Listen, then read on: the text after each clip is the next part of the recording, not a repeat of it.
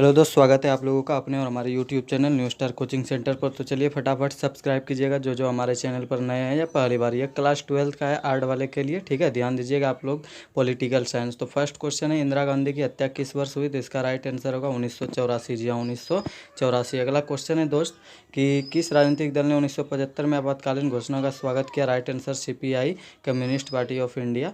अगला है, इंदिरा गांधी ने भारत में आपातकाल किस वर्ष लाया था? तो इसका राइट आंसर जैसा कि आप लोग देख पा रहे हैं 1975 में। ठीक है, यह याद रखिएगा, बहुत इंपॉर्टेंट है। अगला क्वेश्चन है दोस्त हम लोगों के समक्ष कि नेहरू के निधन के बाद उनका राजनीतिक उत्तराधिकारी कौन बना? तो राइट आंसर लाल बहादुर शास्त्री। ठीक है, उसके बाद वही प्रधानमंत्री बने और उसके बाद इंदिरा गांधी। उसके बाद है 1975 ईस्वी में आपातकाल की घोषणा करने वाले भारतीय राष्ट्रपति का नाम क्या था? तो इनमें से कोई सही नहीं है। ठीक है, याद रखिएगा।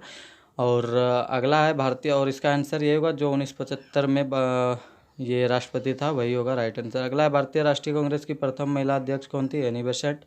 अगला क्वेश्चन है दोस्त कि 1885 में किस राजनीतिक दल की स्थापना हुई थी? राइट आंसर भारतीय राष्ट्रीय कांग्रेस पार्टी की।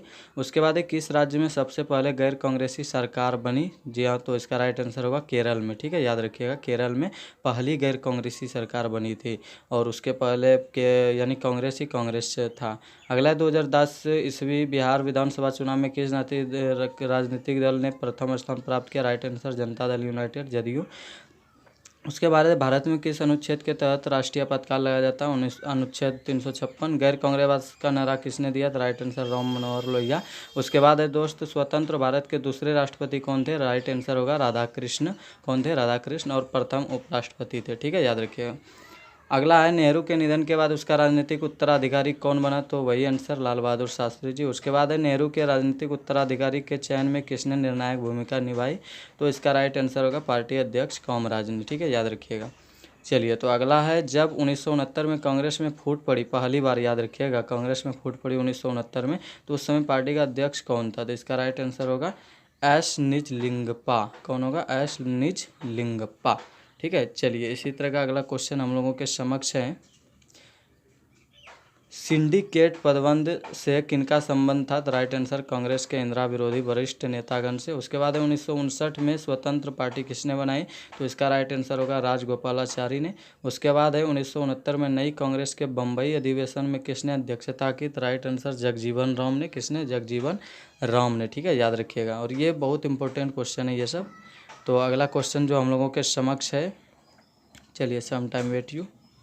चलिए आगे आप लोगों का अगला क्वेश्चन। तो अगला क्वेश्चन है 1971 के चुनाव में कांग्रेस को लोकसभा में कुल कितने सीटें प्राप्त हुई? तो राइट आंसर होगा 352। याद रखिएगा, पहले बहुत बड़ी पार्टी हुआ करती थी ना।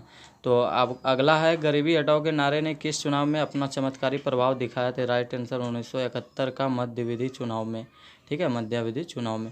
अगला क्वेश्चन है दोस्त कि विश्वास प्रस्ताव के आधार पर सर्वप्रथम किस प्रधानमंत्री को त्यागपत्र देना पड़ा था? तो इसका राइट आंसर होगा मोरारजी देसाई, और यही पहले गैर कांग्रेसी प्रधानमंत्री भी बने थे जनता पार्टी से 1977 में। याद रखिएगा। अगला क्वेश्चन हम लोगों के समक्ष की 1980 के निर्वाचन के समय भारत के प्रधानमंत्री कौन थे? तो इंदिरा गांधी। निम्नलिखित में कौन नेता श्रीमती इंदिरा गांधी की सरकार में उप प्रधानमंत्री थे? तो इसका राइट आंसर मोरारजी देसाई।